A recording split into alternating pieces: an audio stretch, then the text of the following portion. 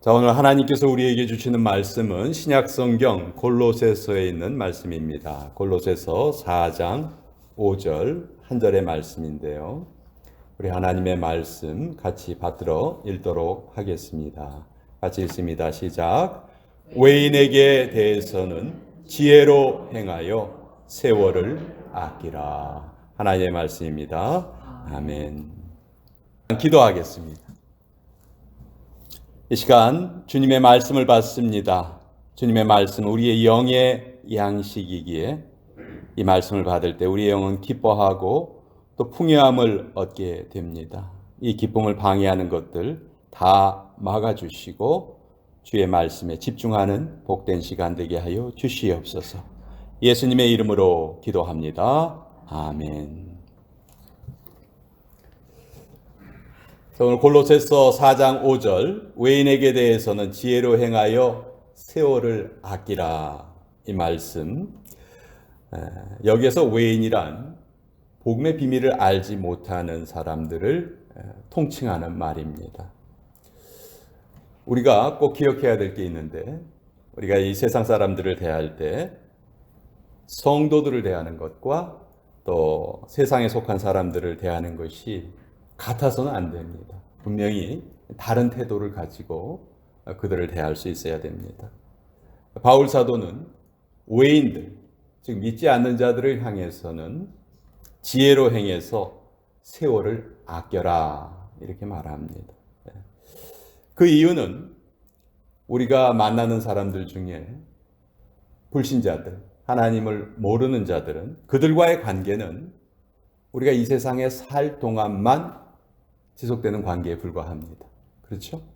우리 하나님의 백성들은 앞으로도 계속 천국에서도 만날 수 있지만 불신자들은 이 세상에 우리가 살 때에만 관계를 맺습니다. 그렇기 때문에 그들을 대하는 것과 성도들을 대하는 것은 분명히 차이가 있어야 한다는 것입니다. 하나님께 속한 자와 하나님께 속하지 않은 자가 가는 길은 전혀 다른 길입니다. 그래서 우리들이 복음을 모르는 자들을 대할 때, 외인들을 대할 때 두 가지를 꼭 기억해야 되는데요. 첫째는 그들이 복음 증거의 대상이다 하는 것과 둘째는 결코 우리 사귐의 대상이 아니다 하는 것을 우리가 정확하게 알아야 합니다. 이것을 알고 그들을 대하는 것이 성경이 말하는 지혜입니다. 그리고 바울 사도는 한 가지를 더 권면하는데 세월을 아껴라 이렇게 말씀하시죠. 세월을 아껴라. 언뜻 생각하기에는 시간을 아껴 써라, 부지런히 살아라 이런 말로 들리는데 원뜻은 그것이 아닙니다. 사실 우리 현대인들은 참 바쁘게 살죠. 한국에 그 백수란 말이 있죠. 사전에도 등재되어 있는 말인데 놀고 먹는 사람 이렇게 사전에 뜻풀이가 되어 있더라고요. 근데 요새는 백수가 죽었는데 알고 보니까 과로로 죽었다, 과로사했다, 그런 우스갯소리가 있을 정도로 현대인의 삶이 바쁩니다. 정말 바빠요.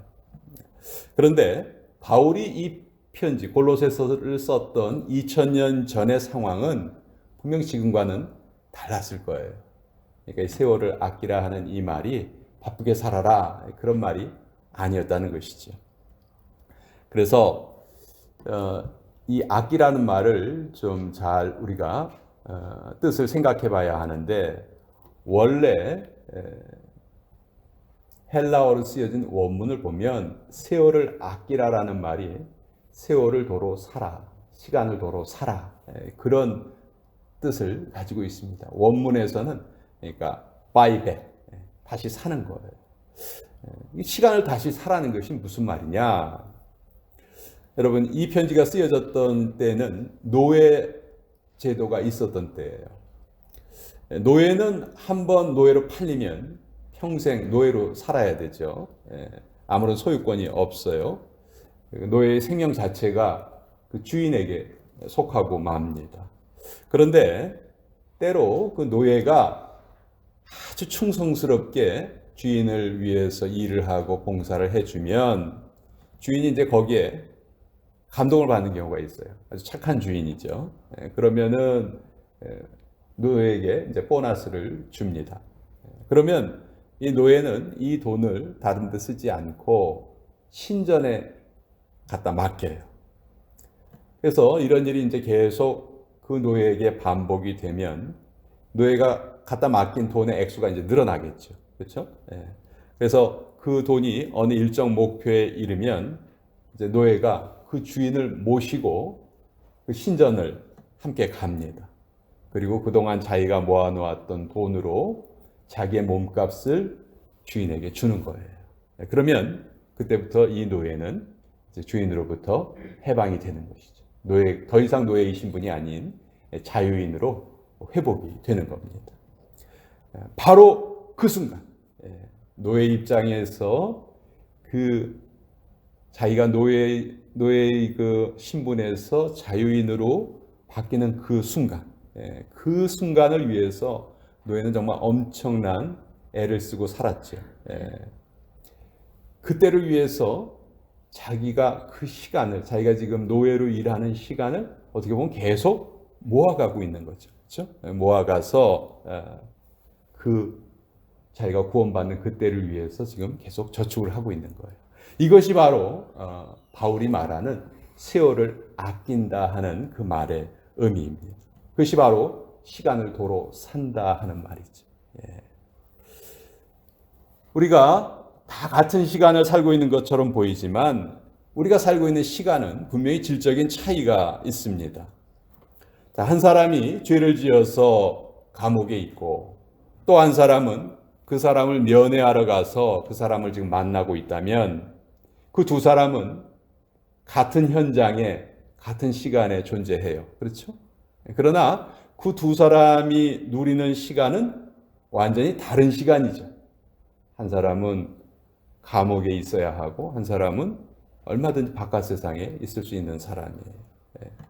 지금도 이 세상에는 두 부류의 사람들만 존재하고 있습니다.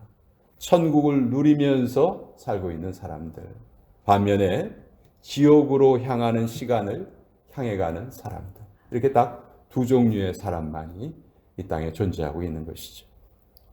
그래서 우리가 하나님의 백성으로서 살고 있는 이 시간은 하나님의 자녀로 양육되어지는 시간이에요.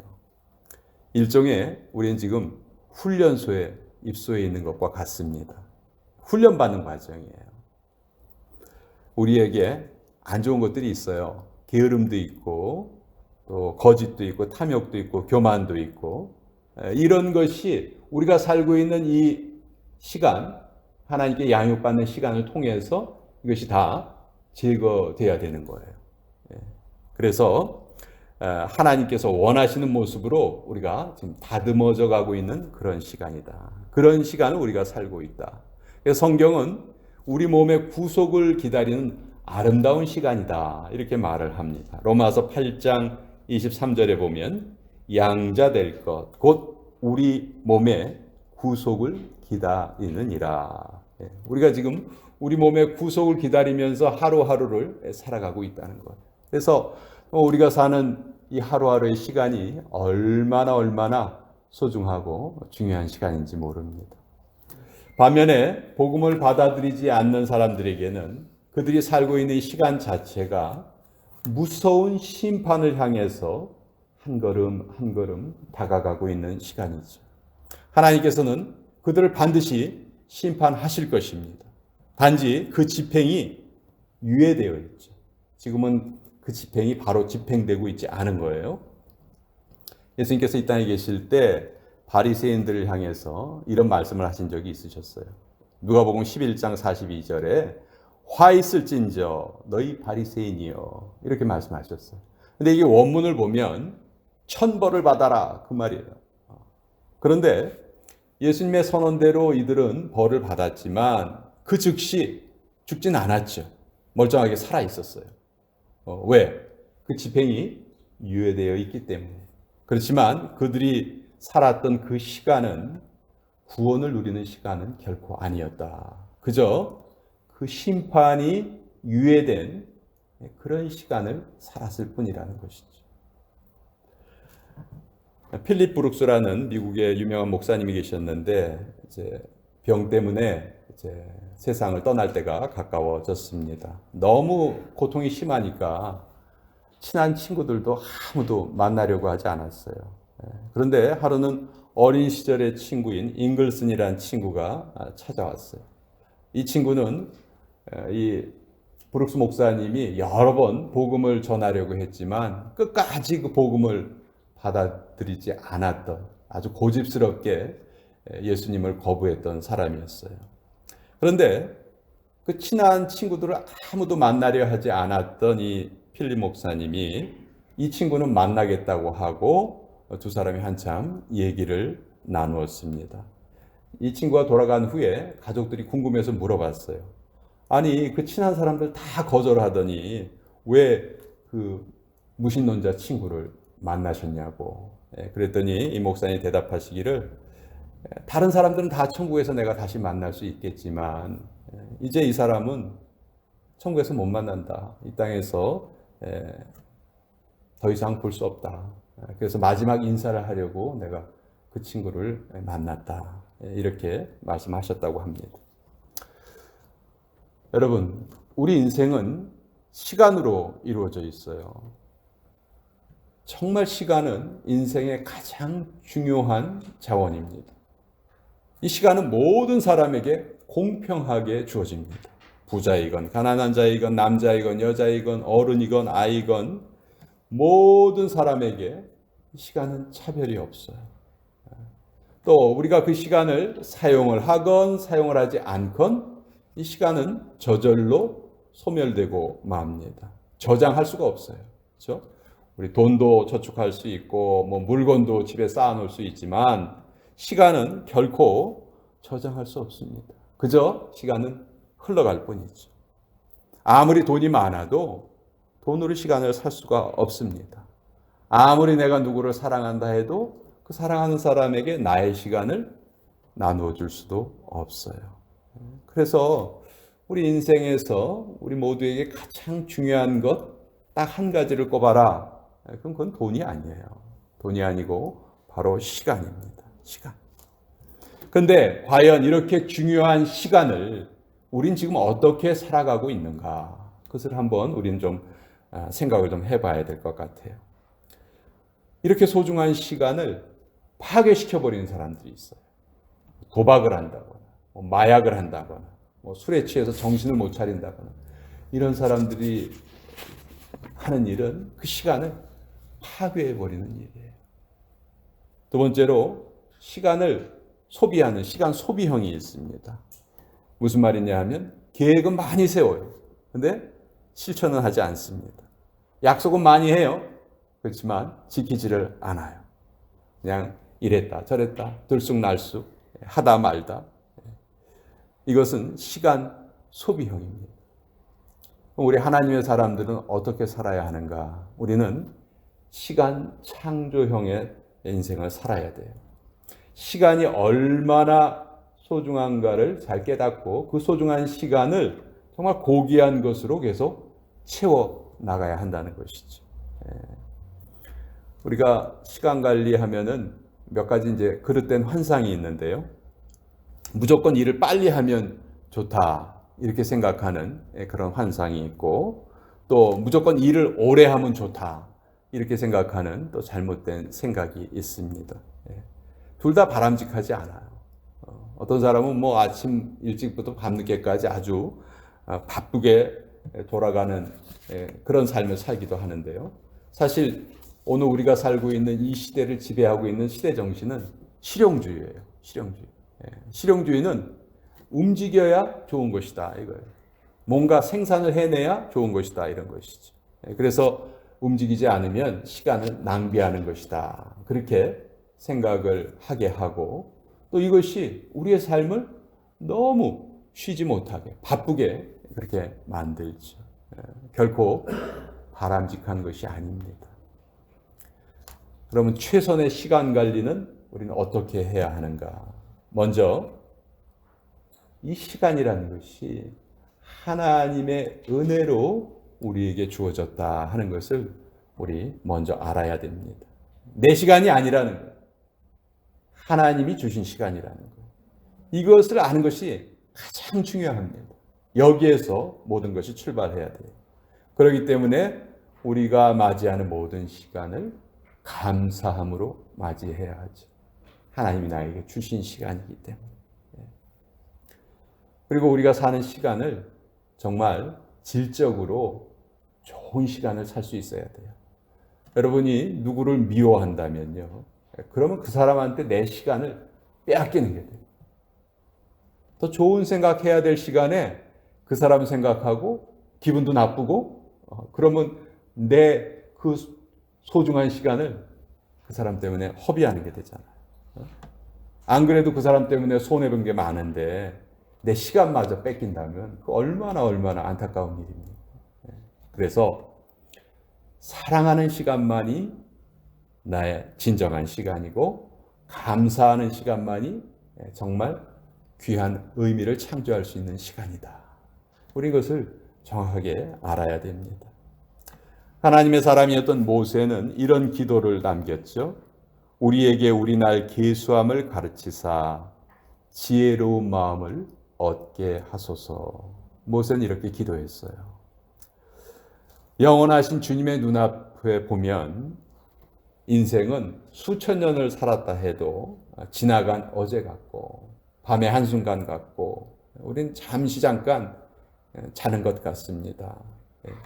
아침에 꽃이 피었다가 저녁에는 시들어 말라버리는 풀처럼 어찌 보면 우리의 인생이 순식간에 지나가는 것처럼 그렇게 느껴집니다. 그런데 그 인생이 하나님의 진노 속에 지나가는 것이고, 하나님의 진노를 향하여서 살아가는 것이라면 얼마나 허무한 일이고, 얼마나 그 끝이 두려운 일이겠습니까? 그래서 모세는 계속해서 기도하기를, 주의 종들을 불쌍히 여기시고 주의 인자하심으로 우리를 만족하게 하시고 우리 일생 동안 즐겁게 해주시기를 원합니다. 계속해서 이 기도를 더해서 드렸습니다. 여러분, 혹시 이제 먼 곳으로 가는 비행기를 타시면요, 제일 먼저 여러분들이 아마 비행기 안에서 그 시계를 아마 맞춰 놓으실 겁니다. 목적지의 도착 시간으로 맞춰 놓죠. 그렇지 않으면 그 시계를 볼 때마다 자꾸 어디 시간을 보게 됩니까? 내가 떠나온 곳을 생각하게 돼요. 그렇죠?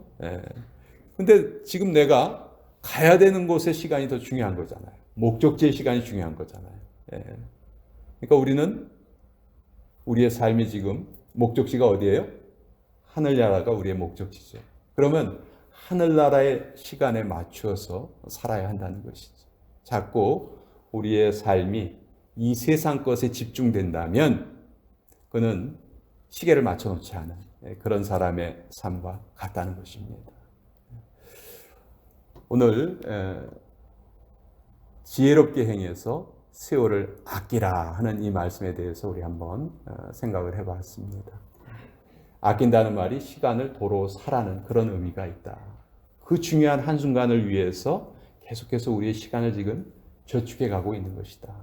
또 이 모든 시간은 하나님이 우리에게 선물로 주신 시간이기 때문에 하나님이 기뻐하시는 그런 것으로 이것을 채워가는 것이 가장 지혜로운 삶이다. 그것이 하늘나라를 향해서 살아가는 우리의 삶이다. 이 말씀 또 같이 한번 나눠보았습니다. 우리 같이 기도하겠습니다. 아버지, 우리가 하나님을 알지 못하는 자들에 대해서 명확한 태도를 가져야 되겠습니다. 그들은 복음 전도의 대상입니다. 그러나 우리의 사귐의 대상은 아니라는 것 우리가 잘 알고 있어야 되겠습니다. 그들에게 지혜로 행해서 세월을 아끼라 하셨습니다. 우리 인생을 이루는 가장 중요한 요소는 무엇보다 시간입니다. 이 시간은 하나님께서 우리에게 주신 것이고 우리가 만들거나 또 조절할 수가 없습니다. 아버지, 늘 우리가 가고자 하는 목적지인 그 하늘나라, 거기에 시간에 맞춰 우리 인생을 살아가게 하여 주시옵소서. 예수님의 이름으로 기도합니다. 아멘.